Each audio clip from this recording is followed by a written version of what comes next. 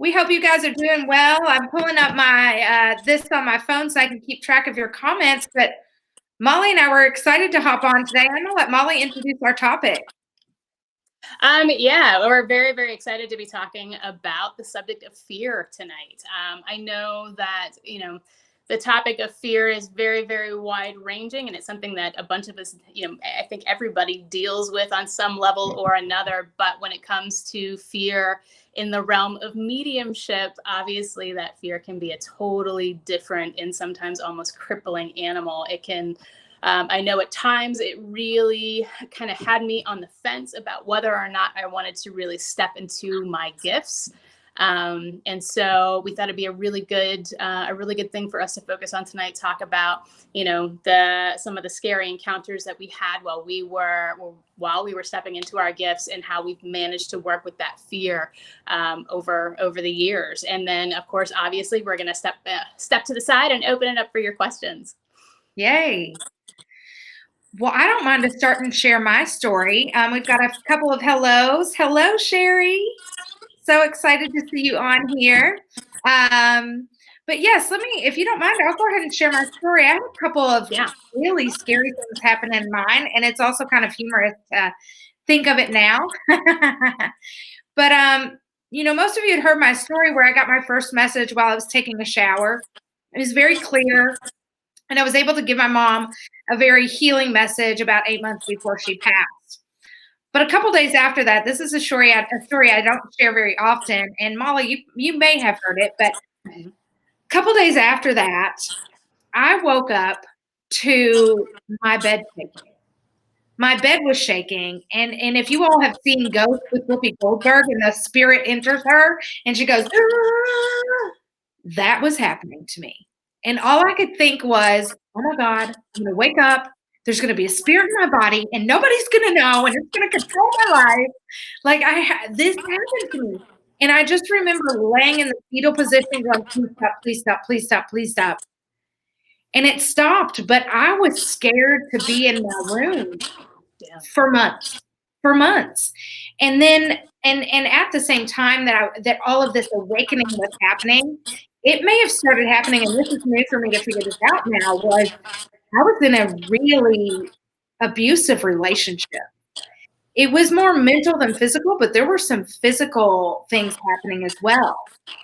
And I remember that I would wake up and I could feel a spirit next to my bed. What was cool is I would know who it was.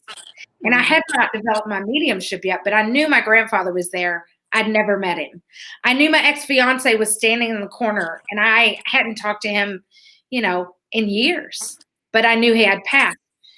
And then there was another time at the same moment where there was an apparition that I saw a black shadow move from my kitchen to my bathroom. Oh, wow. And I said to my boyfriend at the time, I was like, hey, were you just in here? And he was not. And so all of this happened in my condo that I own, in my bathroom and in my bedroom and in my closet. So I was really scared to be in there because I didn't understand the energy. And I think that's a big piece of it, is understanding that the energy that is unknown isn't necessarily scary. It's just unknown. You have to familiarize yourself with it. And I was not familiar with it. It scared the hell out of me. I was glad I didn't wake up with somebody in my body, but I didn't understand what was happening. I will tell you that years later, somebody was like, you're probably coming into your body after astral projection. I was like, okay, that's a very great possibility. Mm-hmm. So when I met with a teacher when I was studying at Arthur Finley, she drew my guide, and I shared a piece of this recently, but she drew my guide, and she was like, they have so much to say. I'm going to draw this later and just tell you what they have to say. So she told me, hey, there was something that happened in the beginning of your journey, and your guides they scared you, but they didn't mean to. And I couldn't place it. Mm-hmm. And that's what it was that moment when I woke up to my bed shaking. It was the scariest thing had ever happened to me. Yeah. It sounds pretty terrifying, especially if that's not something that you're used to. No, it's still not something that has happened. Yeah.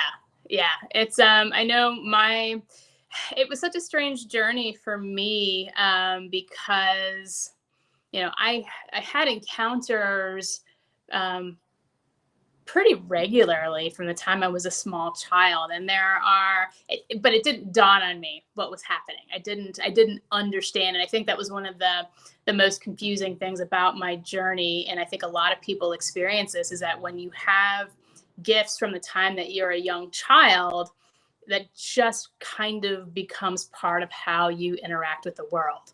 It's not, it's just another way that you interact with your environment, literally a sixth sense. And so I didn't understand that there was something unusual, something supernatural going on with me. And there were a couple encounters along the way that really stick out as pivotal moments.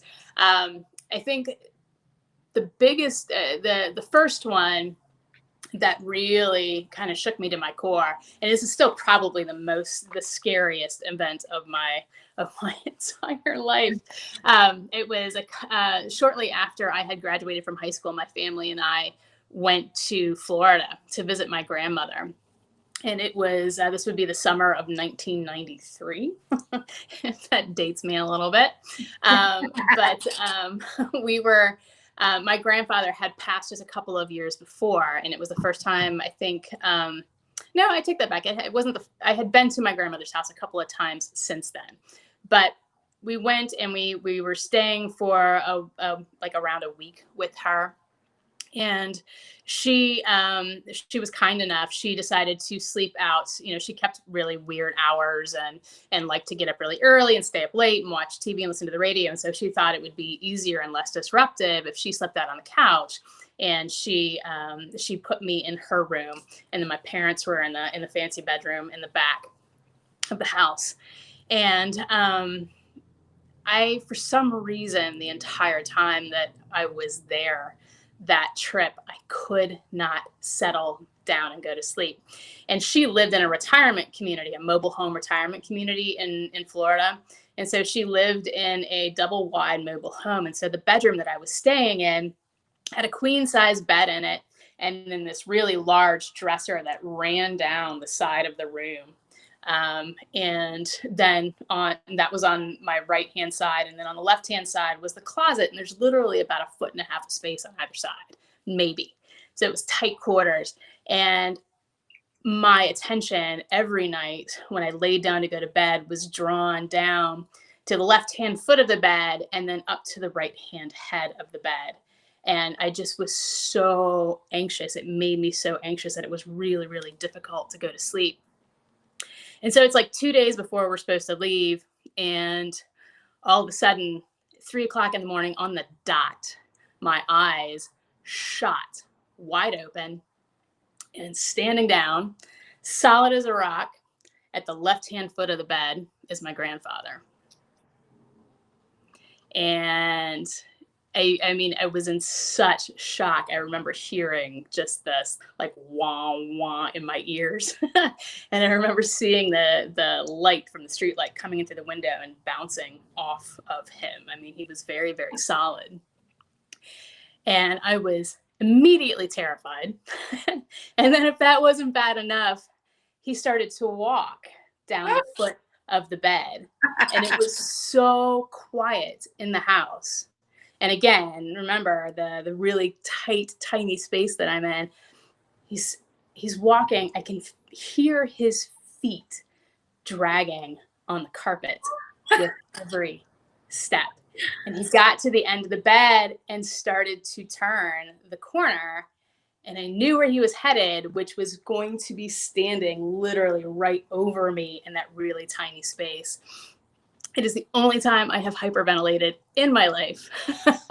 And I'm white knuckling it on the covers, and I finally just pulled them up and just kept saying to myself, just close your eyes and he'll be gone, and close your eyes and he'll be gone. And I waited and waited, and I noticed that that carpet, that walking sound finally stopped. And eventually I got the courage to kind of peek out from underneath the blankets, and thank God he was gone. But I was terrified, and I still had to spend another night in that room. But it was also astounding. I'd had encounters, but the encounters that I'd had up until that point in time were, glimpses and things moving that little shimmers of light and, stuff that if you really kind of like squinted your eyes and tilted your head, you might be able to shake off and find another explanation. But this was something completely undeniable. And it wasn't the last time that I would have an encounter with a full body apparition. I've seen them in several other instances, but never in that close quarters. And it was also the only person that I've known that I knew was dead and was in such close proximity to. So it was really terrifying.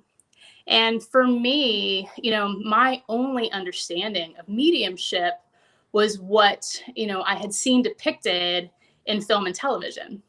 So in my head, I thought mediums, being a medium meant that you saw dead people walking around like regular people all of the time, that they were going to be over your bed in the middle of the night, hanging over you, that it was just going to be like this nonstop 24/7 horror movie. And so when I started to really understand that I was in fact a medium and that this was a big part of who I was, embracing that was really, really hard because I was afraid. I was really afraid. And then finally I realized, I remember coming to this decision point about, what was more important, my fear or my want to help and be of service. And so that was kind of a tipping point where I realized that, okay, and I was also really fascinated by it. It was something that had such an amazing, fantastic pull for me, that I finally said, okay, if this is what it means, then I guess I'm tentatively sticking my toes in the water. Let's see where this goes. And it's been a beautiful ride ever since. But getting past that fear was it was a big challenge. And I know it's a challenge for a lot of people. I think, one of the things that I've realized is that, all of us having such different gifts, there are some of us that are seeing spirit, all of the time, like I was describing. I am one of the fortunate ones, I guess, that I don't see spirit like that except occasionally. I see them like that occasionally, but mostly I see them in my mind's eye as well. Mm-hmm. I also hear them. Now, mostly I would hear them in my inner thoughts, but I've also heard them like outside here, which has been very, very interesting. And I've heard my word from my mom out of my right ear and a word from my dad out of my left ear. It scared me as well. And I just told them, can we not do that in the dark? Can we not do that in the dark? Because it did scare me. And that just tells you, like, as a medium, I have control. And that's something I had to learn is I don't have to fear anything. Right. One, I'm intuitive. I can tune into, is this someone good? Is this someone I don't want to connect with? Also, that I have control to tell them not now. Right. Yeah, that was a really big that was a big corner that I turned as well, is realizing, and I lived and actually that summer we were actually in the process of moving to New York, and we wound up moving into a house that was built prior to World War I, that me and both of my parents all agreed what that house was haunted, and we were dealing with some spirit energy that was really, really unsettling. And I finally, I realized it was like a little trick. It was kind of a game that, when I felt afraid, I could say, all right, we obviously have to share the space together, but I don't want to see you. I don't want to hear you. And this, of course, was well before I wanted to embrace anything and do any work in the mediumship field. But I don't want to see you. I don't want to hear you. If you need anything, I'm happy to help, but leave me a note. I had this like list of things. These are the house rules. Yes. And I set those boundaries, and it worked. It worked quite well. We kind of came to a nice symbiotic relationship. That's one of the first things I teach, is to set boundaries. But usually, because it's a question that comes up, like, how do I stop it? And I would tell you, well, not to stop it, but how to get in control of it and be in charge is to set those boundaries. And most of the time I'm telling people like, you tell them like, I don't work between 11 and 7. You aren't allowed in my room. So setting those specific boundaries. I remember setting boundaries when this happened to me, and I can't remember them now, but it was like, don't bother me in my room. Stay out of my Right. room. Right. And it's definitely something that I feel now, especially, and I don't know why in the dark, but in the dark, and it's because my visual sense is taken away. It enhances the others really, but in the dark, I feel them, and I'm like, woo! I'll put a hand up and be like, woo! Not right now. Woo! Back up. I do it all the time, or I'll walk in a room and go, or I will remind them, hey, I do not want to see you right now. And I'm ready to start seeing, so I've just opened some doors there. Mm-hmm. I'm open to seeing, and I do not want them to scare me. So it's okay for me to be like, well, don't scare me. Yeah. You know? Yeah, absolutely. I think it's really important, and it is also one of the first things that I teach people too when I do development work with them is setting those boundaries is really important. But one of the things that I've realized is so key when it comes to mediumship, whether it is in clear communication and being able to get the messages that are coming through and deliver them clearly, or if it's in setting those boundaries, that it's really important that people step fully into their power. And that's a muscle that needs to be built. That's not something that all of us automatically know how to do. It comes with practice, and it comes with trust. We have to build trust with the spirit world, with our spirit team. And so, we have to learn how to step fully into our power. If we're not fully in our power, those boundaries don't, it's hard to enforce boundaries, whether it's with, the deceased or in real life. It's hard to enforce boundaries if you're not fully in your power when you are setting them and trying to enforce them. I'm not going to talk to spirit between the hours of 11 p.m. and 7 a.m. I guess. And if you're not, and if you're not going to enforce that, and it leaves the door open. I think it's really important that, mediumship, for me, this is one of the lessons that I learned, and one of the ways that I would continue to get kind of scared is when I dabbled. When I wasn't clear in my intentions, when I wasn't clear in my boundaries, when I was, just kind of playing around. I wanted to know more about it, wanted to kind of, treat it like a game, but not really with respect. Yeah. So that's one of the things that I learned too. And I'm going to try to talk a little bit softer because I'm getting feedback. They are catching the feedback that's coming through, and I hear it on my end too. So I'm hoping you all will let me know if you can understand me fully. But I'll try to talk softer so it's not as much feedback. Okay. And I'm going to try and figure out maybe if there's something I can do on my end as well. I don't know. Maybe if you turn the volume down when I'm talking, that might make it really difficult. I tried to turn the volume down on my side, but it didn't work. But next week, I think maybe I'll try the headphones and see if that helps us out. Yeah, I think that might be a good. You know what? I could grab my headphones.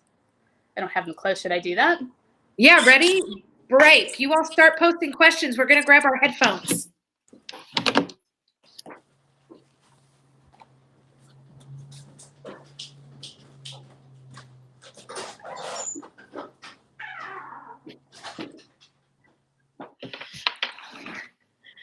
I'm going to say some hellos for a second, and then I'm going to have to pair my headphones, so it may take me a second. But let me say some hellos. Hello, Sherry. Hey, Lori. Thanks for calling me beautiful. You're so sweet. Hello, Kim Wilhite. Hello, Kim Good. Hello, Rochelle. Hello, Julie. Hey, Tana. Hello, Tara. Sarah, Darcy, Megan, Gloria. Hello, Darcy. I saw your hello on here. Mary Lewis.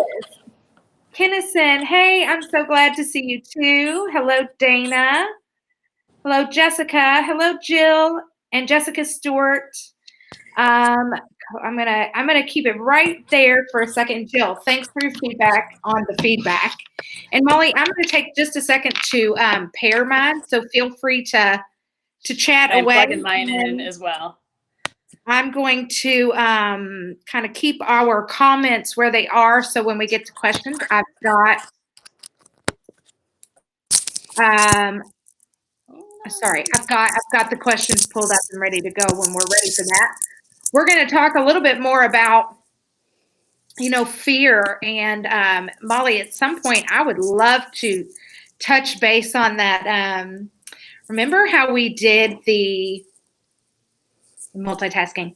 We did a house clearing, and Molly and I are in this room, and I call her over, and I was like, "Hey, Molly, can you come over here?" So Molly comes over to this room, and all of a sudden the entire room fills with a cloud. And it wasn't just like smoke. It was like we were reaching out, like we joked because we were like, they're going to think we're high as shit. Like, reaching and touching because you could feel it. And it was like a really fine sand. And then I'm sitting there, and this lady takes form. I think I'm connected. This lady takes form, and I'd never seen it before. This lady takes form as a shadow in this rocking chair. And I was like, hey, Molly, are you seeing this? And sure enough, she was, but it was something that I had to work with like over and over to really clear. And I wanted to touch base on that because on the clearing and the fear of things coming back, and we're constantly looking for them, calling them back. Like I had to touch base on that because they were scared of this thing that kept drawing their attention through their cameras and setting alarms off. And then once we clear it, they go back and look for it. And what I didn't understand was they were going to look for it again and calling it back, and I'd have to re-clear it. But it was fascinating. But had Molly not been there, I think I'd have been like, whoo, out of that room. It's nice having a buddy when you're dealing with stuff like that. Hey, can you all hear us okay? I'm going to look. Y'all look beautiful. I haven't seen who that's from, but thank you. Hearing you. Great, Jessica. Okay, great. Love it. Awesome. Okay. Headphones are a good idea. So the feedback hopefully is gone. Hopefully you heard our wonderful stories. But yeah. The boundaries, being in control. Absolutely. I think it's really, really that. I think as far as development work, that is one of the foundational pieces, is learning how to set those boundaries. And it's, it helps. And it's one of those things that, you set them here and it ripples throughout your life. You learn how to set boundaries with spirit, and then that kind of, gives you the muscle to maybe enforce boundaries that you've not been so great with, and being able to enforce in your personal life. It helps you to learn how to set boundaries with clients and people that you're working with. So it's a really good skill to have, and definitely, especially I think if you are seeing spirits in the physical or hearing them in the middle of the night, that's definitely a good muscle to build. Absolutely. And on the side of fear, for me, it was the unknown, because you can't see it. I mean, and like you said, a lot of people will see, not a lot, but some will see here. And I do sometimes at a far distance, but it's only happened a couple times. I really see them in my mind's eye. But that is just an unknown, like that unknown feeling, that gut feeling, or, what you're seeing in your mind's eye. Is this real? Is almost, that's scary too. Absolutely. And I think the unknown element of it is really, for me, the biggest driver behind my fear. Once I'm able to establish and get to know something about this spirit, that fear starts to dissipate. And getting to know something about the spirit that I'm connected with, as well as being in my power and knowing that I'm in control, that if I don't want to work with the energy, I can cut it off. I can insist that it leave. I don't have to work with it. I think that was a huge thing for me as well. Oh, absolutely. And that's with anything, whether it's in your home, whether you're out and about, like you can ask, well, are you here to talk to me? Are you here to talk to somebody else? You can say yes, you can say no, and you can ask them to find a medium that's willing to work with them. So you take complete control. You're in charge, and it's about being curious. You can just shut it off if you don't want to do it. You have that ability, or you can be curious and ask about this person that's coming to you. Well, why are you here? Who are you? Tell me more. Yeah, absolutely. And I realized, one of the most fascinating things about this work that I've discovered along the way is I can't think of a single instance where I have had connection with the spirit, whether it's been, doing mediumship readings or, walking a battlefield or, wherever I happen to come in contact with them. There's never been a single instance where once I got curious and was able to move myself out of fear, got curious about the connection that I realized they were there for a reason. There was something in me. There's something in my energetic signature and in theirs that we had in common. And that's been amazing. Like and this may be just, I'll speak for myself, but I think this happens very commonly. I've heard this so many times that, those links happen for a reason. That, it's rare that a spirit's going to show up in your field literally just for the reason of scaring the shit out of you. Now, they may be there for that too, but, like you think about stories about haunted buildings, you can have a haunted building and it'll be one of those where, the tenancy just constantly is on rotation. Nobody stays for any long period of time. And then there'll be there'll be, a family that comes in and is able to stay for a significant period of time. But they're, and one of the ones that pops into my head is the Perrin family. The Perrin family is the house or is the family that the Warrens worked with. And then the movie The Conjuring was written about their experience. There was a farmhouse, 18th century farmhouse in, I can't remember if it was Connecticut or Rhode Island, that they moved into. And there was a family that lived in there before them and a family that lived in there after them. Neither of them had any issues, but the Perrin family, of course, had just horrific encounters with the energy in that house, but there was some sort of link. There was something within the family that caused, was able to create a link with the spirit energy there. And, all of a perfect storm, I guess, if that makes sense. It does make sense. And something popular here in Kentucky that you hear good and bad is Waverly. Yes. And I went to, with another medium, we traveled to the neighborhood of Waverly. And my first thought was, who the hell thought it was good to put a neighborhood here? Like, right. Who thought? And then the really neat thing is, of course, I hear the stories. I've not gone to Waverly. I've been to a haunted house, but that's so different. And I'm not a fan of haunted houses. But I went to Waverly, that neighborhood, and I pull in with another medium, and this medium goes, what a healing area. And I was like, oh, you're probably right. Like all the nurses that were there giving and helping to heal. And it was such a different take on it when the rest of the world is like, oh my gosh, if you're going to Waverly, and trust me, I've talked to a cop that worked there and was on service there, and there are a lot of scary things that happen. Yeah. But we're going in there trying to bug them. Like there's a lot that's gone on there, and there's a lot of sickness and a lot of healing and a lot of so many things. I wasn't there for that. But we're going into their atmosphere that's been kind of clear, nothing else there, and they can kind of roam and do their thing, but we bring energies in and we're poking at them like, show us that, show up. And they're like, fine, I'm about to show up. Right. So, you got to think about what you're asking for. I wonder what would happen if we all went in with like love and light and we're here to help heal you. How they would show up, maybe it would be the same way, but there's so many, The Conjuring, actually, I love that movie, and also very scary. It's very scary to know that that's a possibility. Sure. Yeah, You're absolutely. in control. Yeah. You have that It's, con I cut you off. Sorry. No, but I was gonna say, it also what you said was spot on. The energy of the family Hmm. pulls things in. Yeah. So doing house clearings, that's one of the first questions I ask. Tell me what's going on in the family. Yeah. Because is there a lot of arguing? Are you going through a strenuous time in your relationship? Is somebody sick? Hmm. What's going on Right. that's drawing this attention? Because something's drawing this attention. Yeah.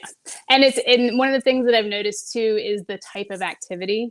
You know, it can be very loving energy in a household that will draw a certain type of energy, but it is typically an energy that matches, the spirit energy will typically match the energy that's within the family in the house.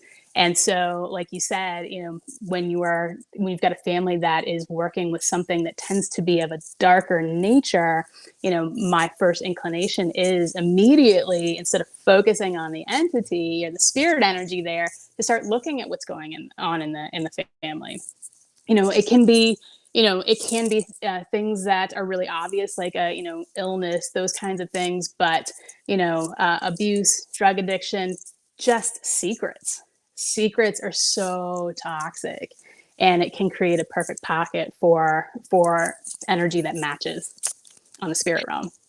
Yeah, absolutely. And I tell people too, like we're talking about the fear of this, but typically when spirits are coming to you at your own home, a lot of them are people you know. They're Yeah, very usually much so. family.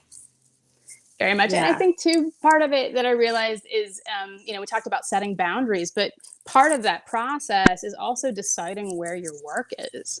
Mhm. I don't, I will go in, and I'm happy to do house clearings and that kind of work. I actually really enjoy that. But day to day, I'm very clear about, my mediumship work tends to center on, you know transitioned spirits, that may be coming back to deliver message. It may be, and I've encountered spirit out in the world, that, again, there's something in our energetic signatures that just kind of links up. I'm going through a thing, and it may match up with a thing that they dealt with. And so we'll connect and kind of have a conversation. But it's with a transitioned energy or something that is, of a higher vibrational level. Absolutely. And I've connected with spirits in my readings, and my goal is transitioned spirits as well. And I've had sessions where I will bring through a spirit and they're like, "Oh, that person has never come through before." But Mhm. it's not because they don't want to go to the person, the medium you've seen before. It's because Right. they feel comfortable with me. They feel comfortable that I can let loose with them. Mhm. When I was taking a class in England, I kept getting the same woman over and over and over. And I remember her daughter telling me, "Yes, she's attracted to you because of your energy." So Mhm. it's really powerful, and it's not about me at all. It's that they're like, "Oh, I'm comfortable with you. I'm gonna come through." Right. Right. There's something, again, that energetic signature match. There's something in you that links up with them in just the right way, and it's can create a beautiful experience. Hmm. I love that. Yeah, I You do want to too. do a few questions? Yeah, Oh no, go absolutely. ahead. Finish that. No, I was just gonna say that's even even in those moments where I've encountered something that made me feel a little bit hesitant. I've encountered soldiers that are still carrying wounds that can be, a little grisly to look at. And you know i've I've gotten to a point now where my curiosity outweighs any hesitation or fear. And I think too, a lot of it is my discernment and that boundary that I've set about what I'm willing to work with. I trust that. And I trust my spirit team. And so I feel comfortable that even when I see something in front of me that I'm just a little, it's a little shocking, and it frankly can be a little bit scary, especially if you're not expecting it.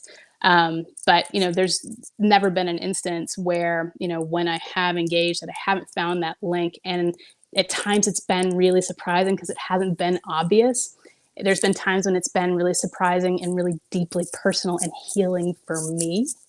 I've had that happen, just me connecting with the spirit. I've had that happen working with, doing readings for other people, that a message will come through and it's just like, oh my God.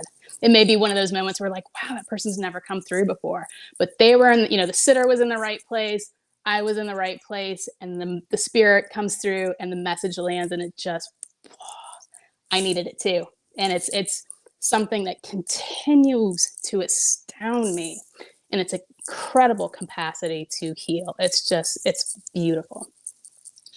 I love hearing about your story when you went to Gettysburg and the soldier was sitting there, but you didn't. Do you know what I'm talking about? I do. You drive up at night.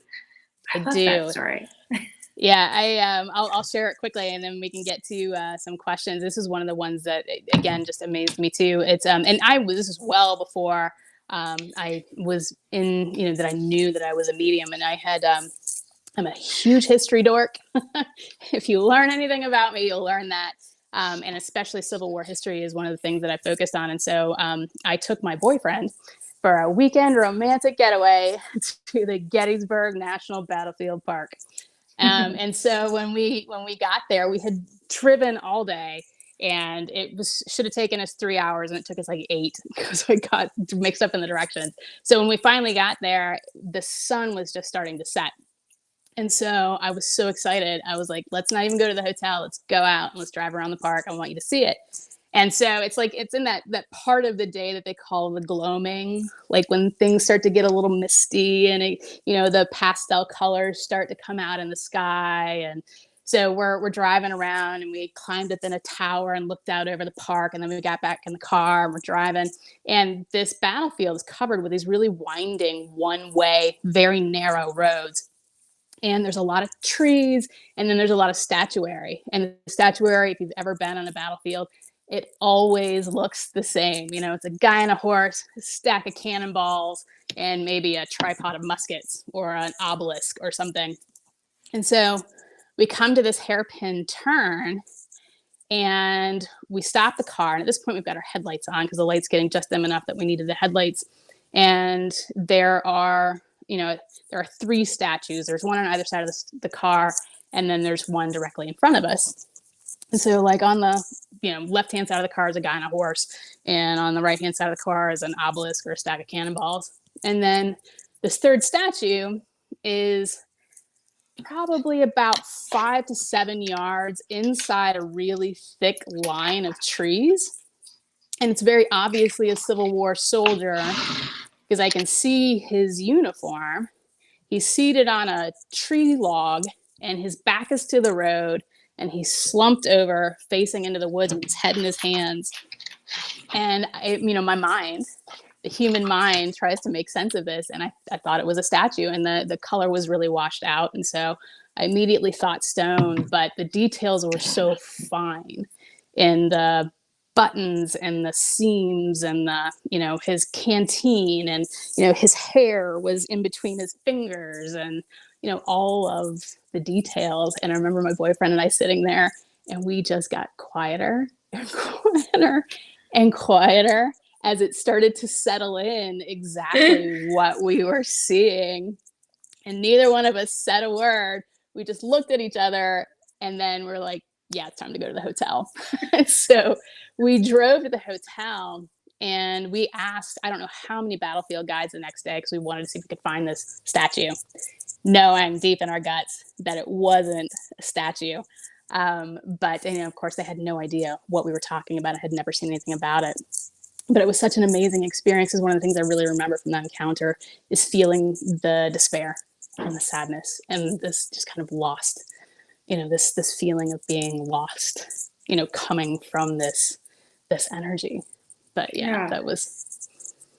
I love that story. And I do want to touch base on, and I've got questions ready to go, and please comment with your questions, but I want to touch base on how you said you've seen some gruesome things with like the soldiers, Mhm. like when you said that, I saw a gash. You know what I mean? Yes. Like I connected with that immediately. And I just want to tell all of our fellow mediums out there that you have control on how they share that with you.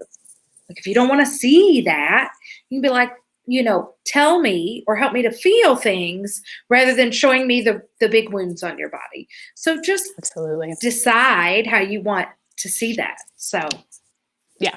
It's okay. another boundary. Yeah, absolutely. Yes, another That's a great boundary. point. That's a great point. Fear, set boundaries.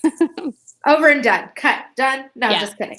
I So will make Darcy's go one ahead. final little Oh, thing, and then I'll please. shut up and we can get to questions. No, you Is don't ever have to shut up. Thank you. I was talking with somebody the other day that's just kind of is starting the process of coming into her gifts, and she's going through some major change and having some really intense experiences. And one of the things that I said to her that I think is really important is that you know this is when you have an awakening like that, if you had, especially if you haven't had gifts your entire life and they're just coming online, that shift can be really intense. I've never known anybody that's gone through a spiritual awakening like that where I would describe it as pretty or graceful. It tends to turn us all on our ears.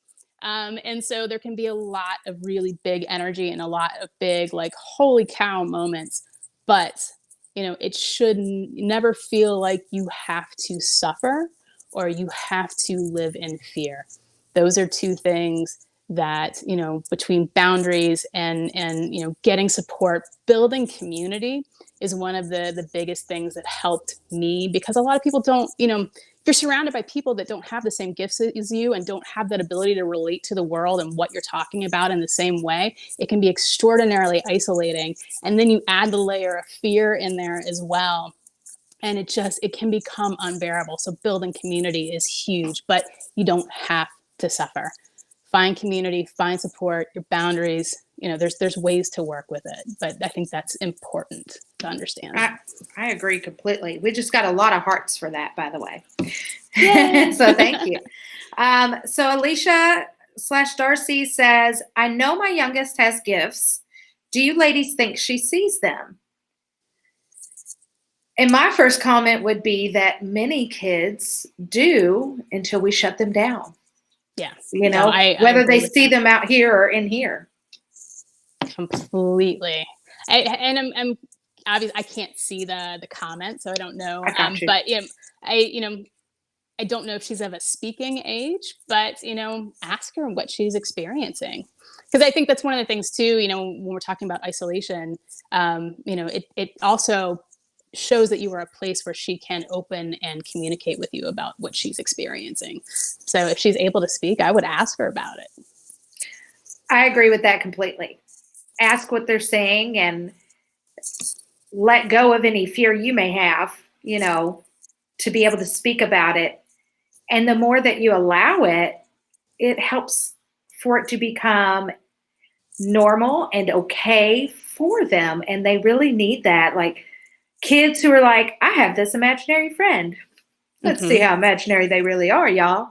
Because they may not be imaginary, and we don't want to shut that down. We want to allow it to be something, fun, but something they get to know. Somehow they feel safe. We want them to feel safe. Absolutely. And supported. Okay, let's see. So, hello, Linda. Thanks for telling us we look beautiful. So excited you're on here. Hello, Marcia. Hello, Aaron. And we got a lot of yeses when we could finally be heard. Hey. We were getting a little bit of fuzziness. Hello, Jeff. Okay, Linda says, do you have guides that help bring spirits to you, or do you do this on your own? Do you want to start with that? Sure. And, to be honest with you, I think it's a little bit of both. I know there are some mediums, we all are wired a little bit differently. So how we connect with spirit may be different. There is no one right or wrong way. I know there's a gatekeeper there, and her name is Cheryl. And so but I don't say, I know she's on duty. I know she's standing at the gate. I know she keeps me from being overwhelmed. I know that she keeps, any things I don't want to deal with from coming in. But, I'm not in communication with her when I'm speaking with spirit. I'm speaking with spirit directly. Some people actually communicate. There's like a medium for the medium that is their, one of their spirit guides. Like they will talk to the spirit guide, and the spirit guide communicates with the spirit that way. And it's just a different way of doing it. Just we all work a little bit differently. So I just want to say that I work the same way you do. I don't necessarily communicate with my gatekeeper, but I've been taught both ways, to connect with the spirit and bring them close, or to connect with the guide and they'll give you the information. So it's taught both ways. It's really, up to you, for sure. Did you, when you were at Arthur Findlay, did they tend to promote one way over another? So at Arthur Findlay, there are a lot of different teachers. And the teacher that I worked with on platform mediumship, and for those of you who don't know what platform is, I'm trained to do mediumship from the stage for a group of people, and Molly and I both do that. But when we did that, I was taught to blend with the spirit, to, bring them close and blend with them. So blending with their energy to really be able to feel and hear and see. So that's how I was taught there. And that was taught to me by Mavis Patilla while I was there. And she's wonderful. A rock star. And she is. And she sees spirit in front of her. And that's how her gifts started. She didn't realize they were spirit. So yeah, absolutely. Okay. Kim Wilhite says, my scary experience was about 5 years ago. My ex-husband had passed away just a few weeks earlier, a suicide. I had one of those, is this a dream or is this real things? I felt someone get into my bed and lay behind me. I looked over my shoulder and it was him. I felt him. I saw him. I heard him. I asked him if he was okay now, and we both said a few words. But then I got the hell out of bed, turned on the TV and the lights. A few months later, a psychic medium described to me exactly what happened and said it was not a dream. I always knew that it was not a dream, but it scared me and was fascinating at the same time. Yeah, that's amazing. That's amazing. Yeah. I have felt, after my dad passed, I felt him sit on the bed. It's so beautiful. And yes, scary. And I'm a lights girl too. Turning on the lights. I feel too. You. Lights are on. So just know, we still do that. Yeah, absolutely. We do. Absolutely. But I think too, so often people try to talk us out of our experiences because they can't relate, or it scares them. And so they're like, oh, that's a dream. But I think, we know what we experience. Yeah. And it's nice to have confirmation. So to have confirmation from a medium, it's amazing. That's great. Yeah. Oh, that's absolutely. Awesome. I love that. Hello, Cree. Hello, Connie. And so Alicia says, I can look at a house and feel if it's haunted.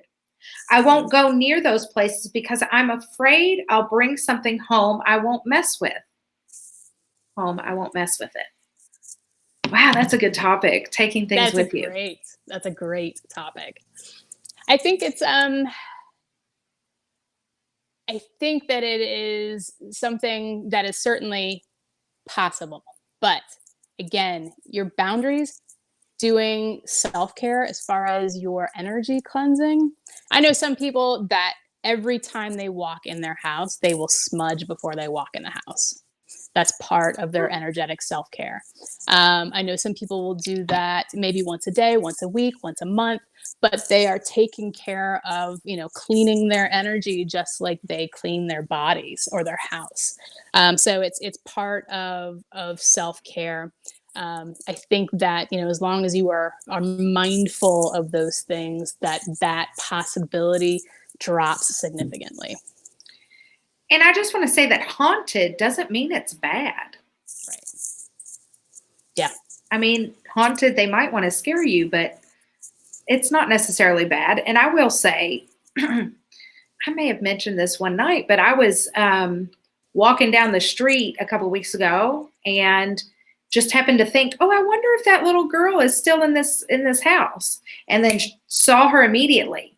And I can't remember exactly what happened, but I was like, oh my gosh, she is here with me. Girl, you need to go back. Go back to where you weren't supposed to be with me. So, you know, I opened that up and was like, hey, how you doing? And so she went for a walk with me, you know, but I like how you say energetic self-care. When I clean my energy every day, when I take a shower, I'm like, wash off anything I don't need, wash off anything that's not mine, and please with grace and ease. And just imagine that it's washing off. And I love the sage too. I love that idea. Yeah. Yeah, I think it's hello, Kirsten. Hello, Darren. Hello, Sherry. Hello, Lynn. Lynn is one of my teachers from Arthur Finley. She did awesome. A week of spirit art, and she's the one I talk about that drew my guide. I was going to ask. Yes, that's that amazing. Is her. That's amazing. I know. I'm so glad she joined us. Let's see. Hello, Michelle. Hello. I'm going to say Angel. I'm afraid to pronounce your name wrong. We have not discussed that, but I know who you are. Hello, Amy. Hello, Lori. Sherry says, hello, Sherry Cooster. I know someone that has passed in my family that is here, just trying to figure out who. My dog Stanley hears lots more than me. I think he's a medium, if that's possible. Oh, yeah. Animals are very aware of spirit. And I know Sherry. Mm-hmm.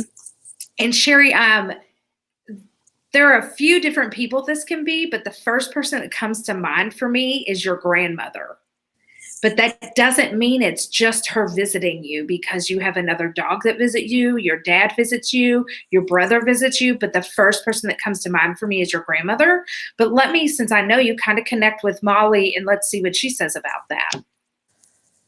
It's interesting because I'm not feeling a feminine energy with that.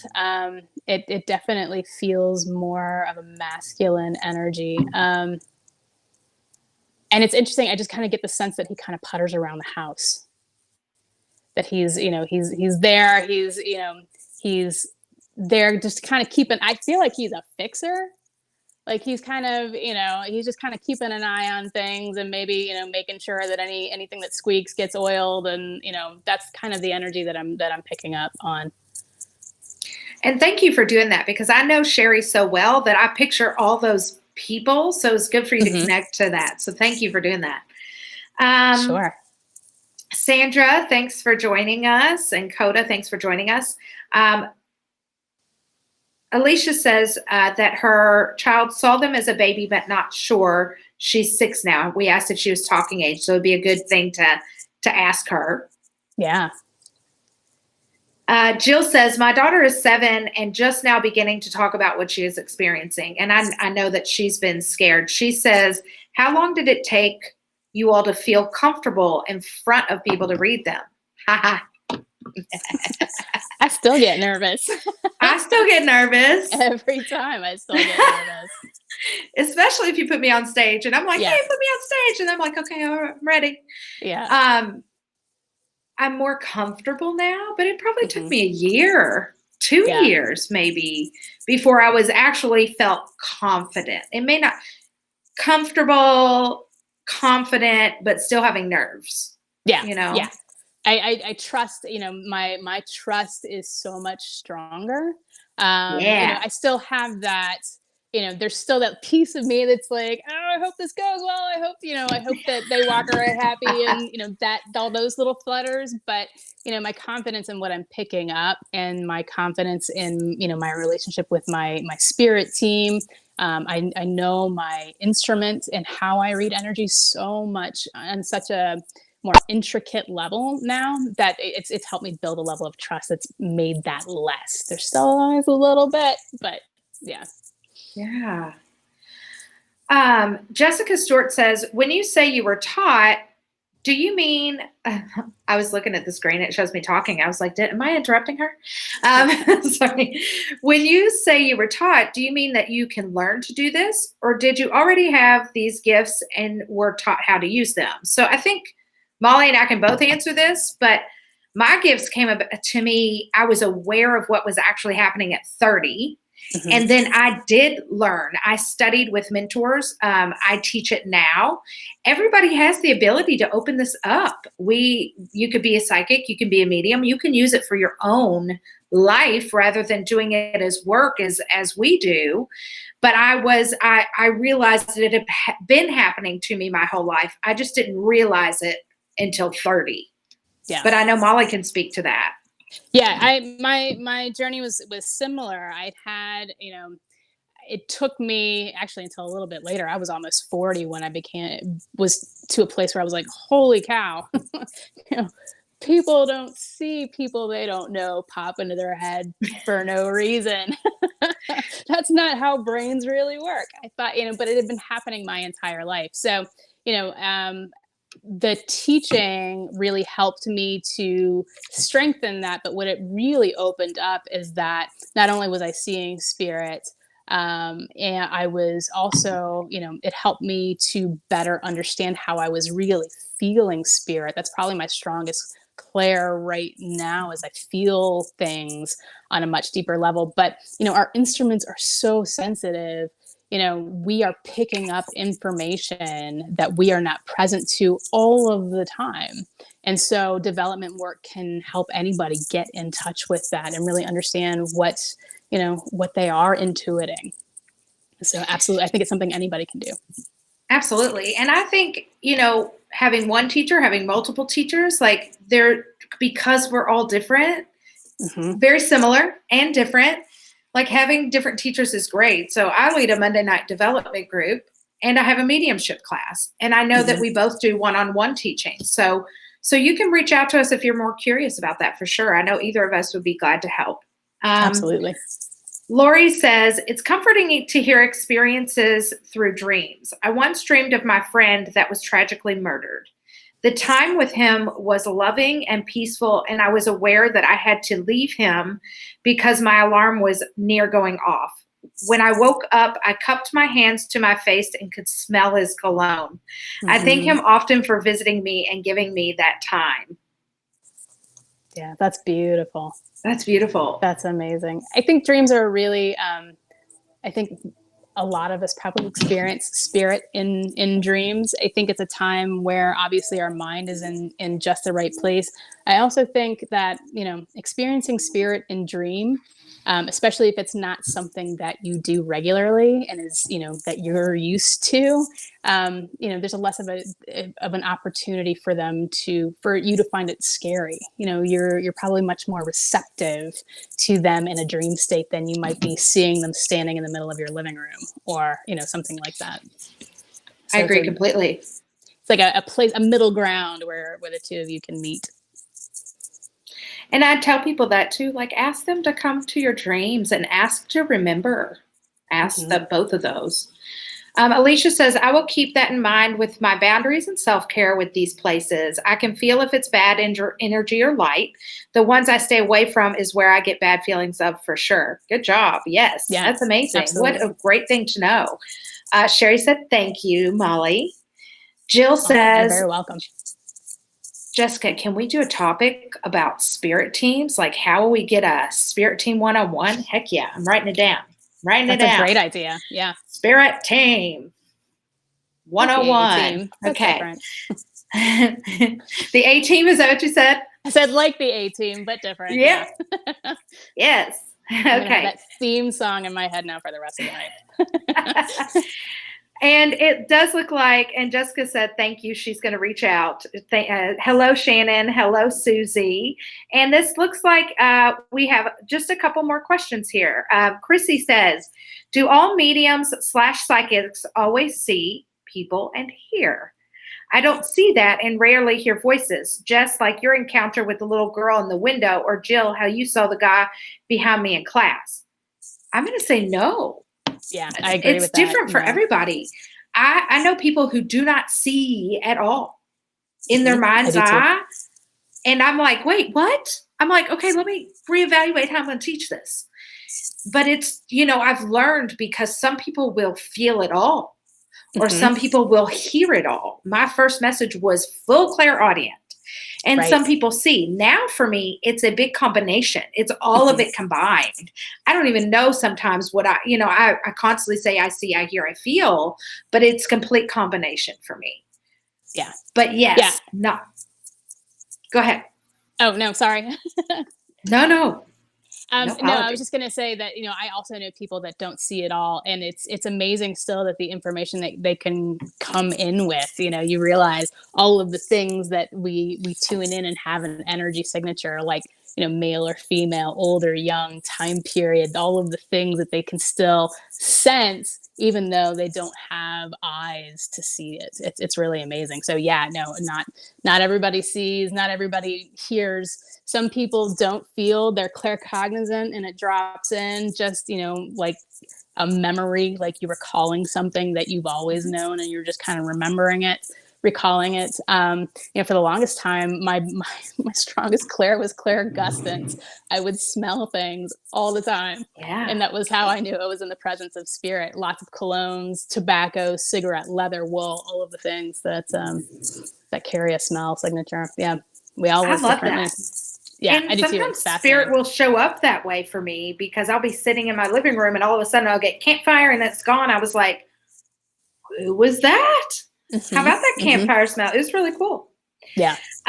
Sandra says it is almost my grandson Orion's 11th memorial on July 15th. Much love. And I'm here in Waikiki.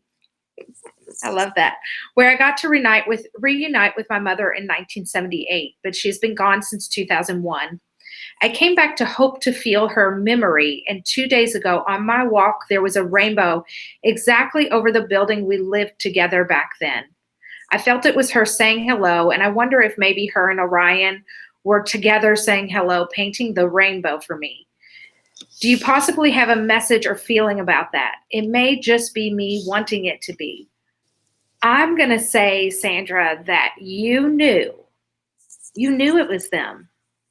Yeah. And you didn't just know it was mom. You knew it's both of them. They're together. They're coming through for me. That is your best confirmation. I agree completely with that.